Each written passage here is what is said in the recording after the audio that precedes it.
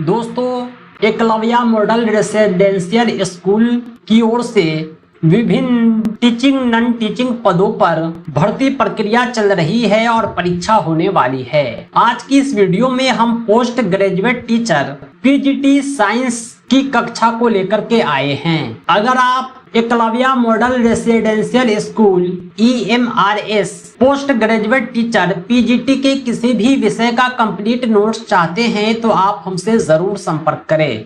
हमारा संपर्क सूत्र है 7631314948।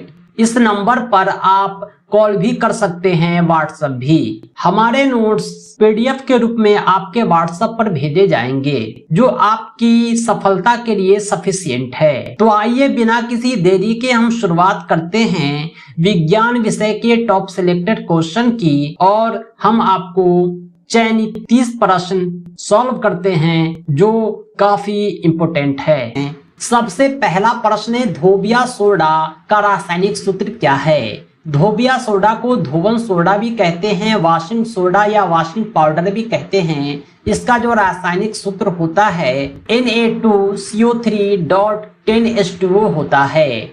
ये धोवन सोडा का धोबिया सोडा का रासायनिक सूत्र है। सही जवाब है ऑप्शन बी। निम्नांकित में कौन प्रबल क्षारक है?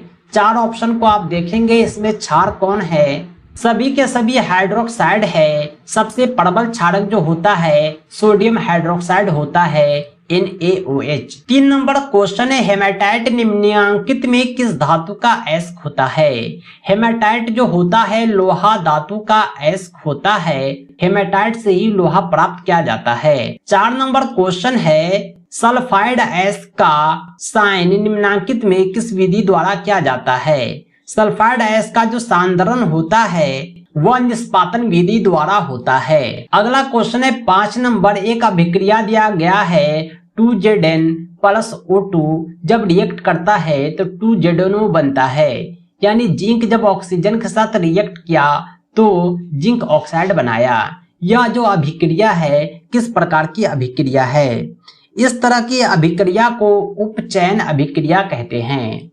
ग्लूकोज का आणविक सूत्र क्या होगा? ग्लूकोज का नाम आपने भी सुना होगा। इसका जो आणविक सूत्र होता है C6H12O6 होता है। Glucose C6H12O6। 7 नंबर क्वेश्चन है, अम्ल का जलीय विलयन विद्युत का संचालन करता है, क्यों? अम्ल का जो जलीय विलयन होता है उसमें करंट पास कर जाता है। वे विद्युत के सुचालक होते हैं, विद्युत के संचालन करते हैं। इसका कारण ये है कि यह आयनित हो जाता है, यानी इस पर आयन आ जाता है और आयन के कारण ही करंट पास करता है। जो सांद्र जल होते हैं वो विद्युत के उदासीन होते हैं। क्वेश्चन नंबर 8 है, लिथियम के बाह्यतम शेल में कितने इलेक्ट्रॉन विद्यमान होते हैं? लिथियम Li, इसका जो बाहरी शेल होता है इसमें 1 इलेक्ट्रॉन होते हैं। आवर्त सारणी के शून्य समूह का तत्व है। आवर्त सारणी का जो शून्य समूह होता है उसमें हीलियम होते हैं। अगला क्वेश्चन है, निम्नांकित में सर्वाधिक विद्युत ऋणात्मक तत्व कौन है? 4 ऑप्शन दिया हुआ है, फ्लोरीन, पोटेशियम, आयरन, सोडियम। सबसे विद्युत ऋणात्मक होता है वह फ्लोरीन होता है। 11 नंबर क्वेश्चन है, जल के वैद्युत अपघटन में कैथोड पर कौन सी गैस मुक्त होती है?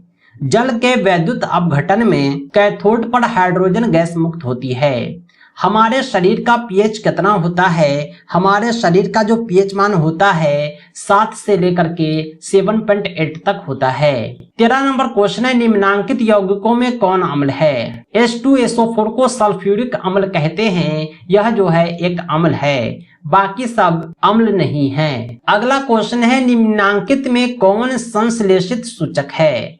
संश्लेषित सूचक की आपको पहचान करनी है। मेथिल ऑरेंज संश्लेषित सूचक होता है। 15 नंबर क्वेश्चन है, कार्बन डाइऑक्साइड जल से अभिक्रिया करके क्या बनाता है?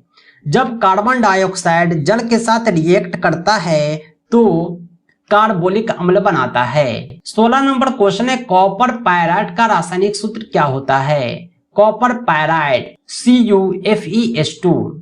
Cu से कॉपर, Fe2 पायराइड। निम्नांकित में कौन सी धातु सबसे अधिक अभिक्रियाशील है? Zn, Au, Ag, Cu। Zinc जो होता है सबसे अधिक अभिक्रियाशील होता है। अगला क्वेश्चन है 18 नंबर, किसी अधातु के बाह्यतम शेल में इलेक्ट्रॉन की संख्या कितनी हो सकती है? किसी भी अधातु के बाह्यतम शेल में इलेक्ट्रॉन की संख्या या तो 4 होगा या 5 या 6 या 7 होगा। अगला क्वेश्चन है 19 नंबर, पीतल निम्नांकित में किसका मिश्र धातु होता है? पीतल जो होता है कॉपर और जिंक का मिश्र धातु होता है, Cu+Zn, यानी कॉपर और जस्ता का मिश्र धातु पीतल है।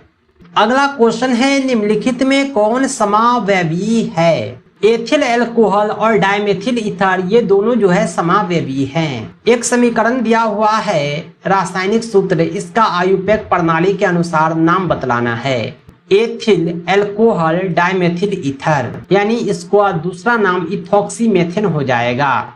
22 नंबर क्वेश्चन है, लोहे की अभिक्रिया भाप से कराने पर लोहे पर कौन सा ऑक्साइड बनता है? जब लोहा जो है भाप से अभिक्रिया करता है तो Fe3O4 बनता है। अगला क्वेश्चन है 23, एक तत्व की परमाणु संख्या 16 है, आवर्त सारणी में इस तत्व की वर्ग संख्या क्या होगा?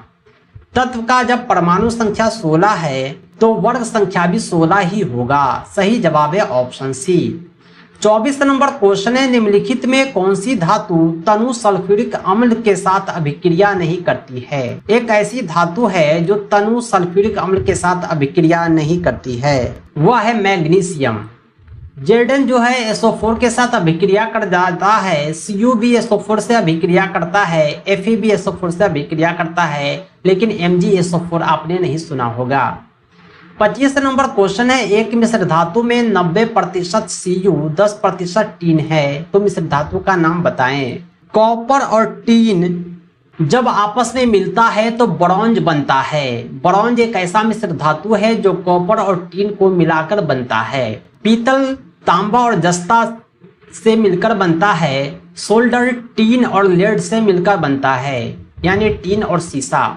अगला क्वेश्चन है 26 नंबर, जिंक सोडियम हाइड्रोक्साइड के साथ प्रतिक्रिया करके क्या बनाता है? जिंक जब सोडियम हाइड्रोक्साइड के साथ अभिक्रिया करता है तो हाइड्रोजन गैस बनाता है। 27 नंबर क्वेश्चन है, निम्नलिखित में कौन सी धातु वायु में उच्च ताप पर गर्म किए जाने पर भी ऑक्सीजन से संयोग नहीं करती? कौन सी धातु वायु में उस ताप पर गर्म किए जाने पर भी ऑक्सीजन से संयोग नहीं करती? वह धातु Ag है। इसे उच्च ताप पर गर्म किया जाता है फिर भी यह ऑक्सीजन से रिएक्ट नहीं करता। एस्क में उपस्थित अपद्रव क्या कहलाता है? एस्क में जो गंदगी होता है, अपद्रव होता है, उसे गैंग कहते हैं। अगला क्वेश्चन है, निम्नलिखित में किस गुण के कारण धातुओं के तार बनाए जाते हैं? यह गुण चांदी में होता है, उसे खींच खींचकर पतला से पतला तार बनाया जाता है, उसे तन्यता कहते हैं। अगला क्वेश्चन है, ग्लोबल वार्मिंग के लिए उत्तरदायी गैस कौन है? ग्लोबल वार्मिंग के लिए तो बहुत सारे गैस उत्तरदायी हैं, मीथेन भी है और एक कार्बन डाइऑक्साइड भी है। दोस्तों ये 30 प्रश्न एज अ सैंपल थे। कंप्लीट नोट्स में सभी विषयों के ऑब्जेक्टिव क्वेश्चन कलेक्शन इंक्लूड हैं। हमारा संपूर्ण अध्ययन सामग्री प्राप्त करने के लिए कॉल व्हाट्सएप करें 7631314948 पर। दोस्तों आज के लिए इतना ही। बहुत बहुत धन्यवाद। Thanks for watching.